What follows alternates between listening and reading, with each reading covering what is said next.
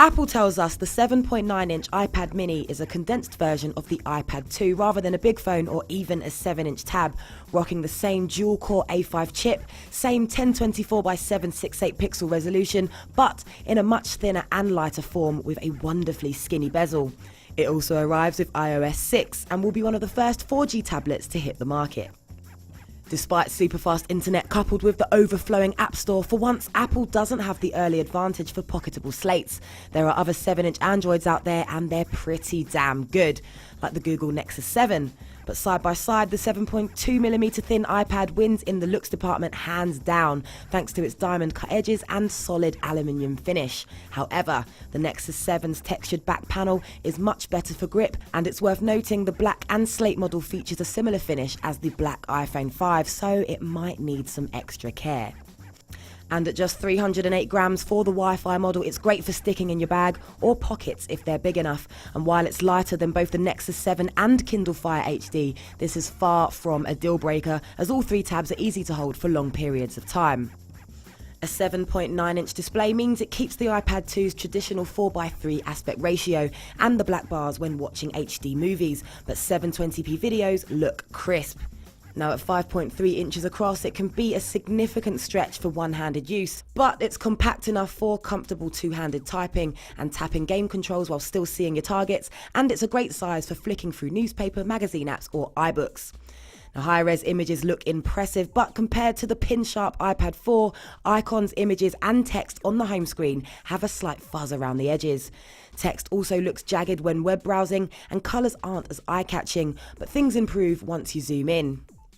The Mini also offers great viewing angles and gets extra points for the slightly extra screen space, for displaying the whitest whites and its thumb detection, which helps to prevent a stray finger from mistakenly closing apps.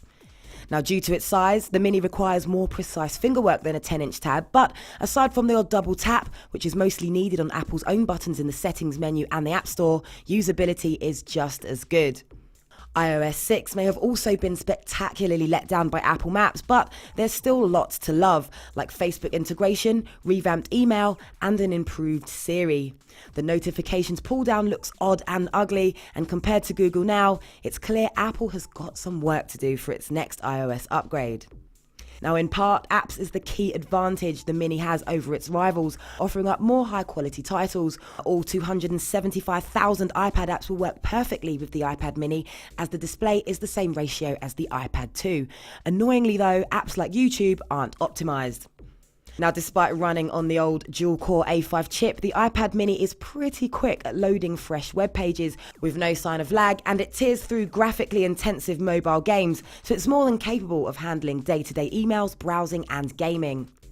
Now, around the back sits a very capable 5-megapixel snapper. There's no flash or the incredible low-light skills of the iPhone 5, so it struggles very slightly indoors, but image quality is roughly the same as the latest iPad and iPhone 4, so clear and crisp in good light. There's also 1080p video, and the 1.2-megapixel front facer gets a bump in detail, now shooting at 720p HD. Our iPad Mini test unit is Wi-Fi only, so we weren't able to test out the new LTE speeds, but it's good to know that option is available. With a claimed 10 hours of battery life, the iPad Mini does better than that and should manage a day and a half of intensive usage. So the iPad Mini not only looks really good, you'll barely notice it in your bag, and it's got the apps to back up that price. But it isn't without compromises. The screen isn't as crisp as it could be, and it's slower than its bigger brothers. Then there's the price. The 16GB Nexus 7 is a full £110 cheaper than the iPad Mini equivalent. Couple that with a higher res screen, equally impressive performance and a sturdy, easy to hold form, and the iPad Mini starts to look expensive. The two devices are, however, quite different. If you're looking for a tablet that encourages creativity and interaction rather than pure media consumption, the Mini is genuinely worth the extra cash. It's better built as well. But if web and media on the move is what takes priority, the Nexus 7 is simply brilliant value. That's why the Nexus 7 sits in second place in our top 10, with the iPad Mini following closely up in third.